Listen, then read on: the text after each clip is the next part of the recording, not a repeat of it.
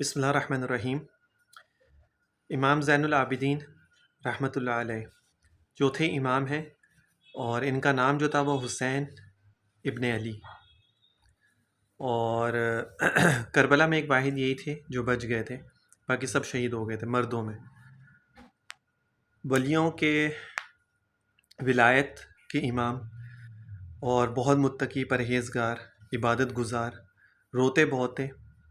اور اس کی ریزن بھی یہی تھی کہ جو کربلا میں جو واقعہ، کیونکہ انہوں نے دیکھا تھا اس کو سب، اور ان کو پتہ تھا ہر چیز کا کہ وہاں پہ کیا کیا ظلم ہوا تھا، تو اس وجہ سے یہ روتے بہت تھے اس چیز کو۔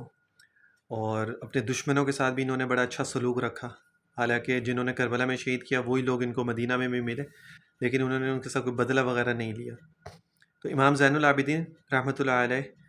اب لوگ اس پہ بھی اعتراض کر سکتے ہیں، آپ نے کو رحمۃ اللہ علیہ کو کہہ دیا، علیہ السلام ہوتے ہیں وہ تو بھائی رحمۃ اللہ علیہ رضی اللہ تعالیٰ عنہ، علیہ السلام نبیوں کے ساتھ خاص ہے۔ حنفی مسلک کے اندر علیہ السلام جو ہے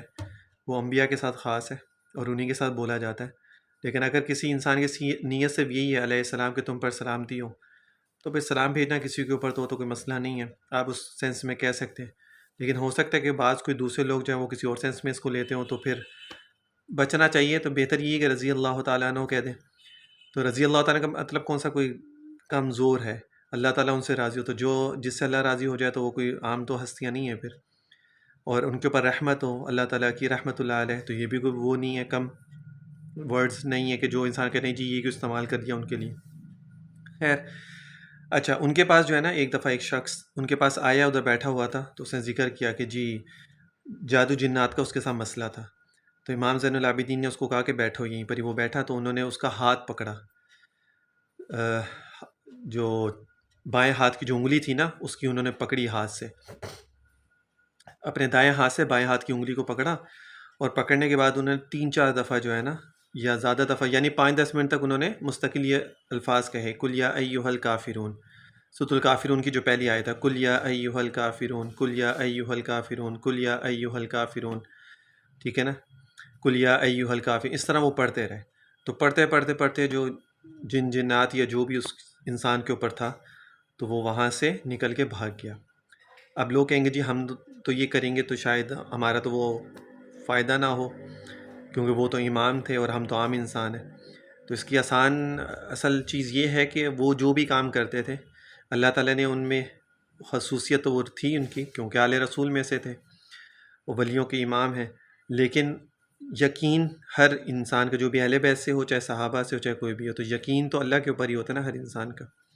تو کوئی بھی چیز یقین کے ساتھ اگر سورۃ الفاتحہ بھی پڑھ کے اگر دم کی جائے تو وہ بھی فائدہ مند ہوتی ہے۔ تو یہ یقین کی بات ہوتی ہے۔ جب آپ یقین سے یہ چیز عمل کریں گے تو انشاءاللہ اللہ تعالیٰ آپ کی باتوں میں بھی تاثیر رکھیں گے، آپ کی زبان میں بھی تاثیر ہوگی، اور فائدہ بھی پہنچایا جائے گا۔ لیکن جب ہماری، اس لیے کہا جاتا ہے کہ انسان اپنے آپ کو جتنا گناہوں سے بچاتا ہے،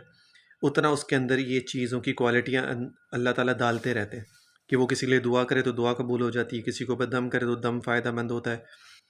تو یہ تب ہوتا ہے جب انسان اپنے آپ کو گناہوں سے بچاتا ہے، تقوی اختیار کرتا ہے۔ تو وہ لوگ تو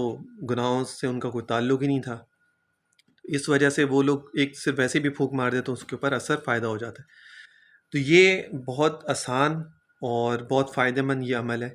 کہ آپ اس کے الٹے ہاتھ کی ایک انگلی کو پکڑیں، چھوٹی انگلی کو وہ پکڑ کے اس کے بعد پھر اس کا ورد کرتے رہیں، کل یا ایھا الکافرون، کل یا ایھا الکافرون، کل یا ایھا الکافرون، کل یا ایھا، اور ذہن میں تصور میں یہی رکھیں کہ جی امام زین العابدین نے یہ عمل کیا تھا، اللہ میں بھی یہی عمل کر رہا ہوں، جس طرح آپ نے ان کے ذریعے سے شفا دی تھی تو میرے ذریعے سے بھی شفا عطا فرما دیں، انہی کے صدقے میں، انہی کے وسیلے سے۔ تو انشاءاللہ تعالیٰ آپ کی زبان سے بھی اللہ تعالیٰ اس چیز کو فائدہ پہنچا دیں گے۔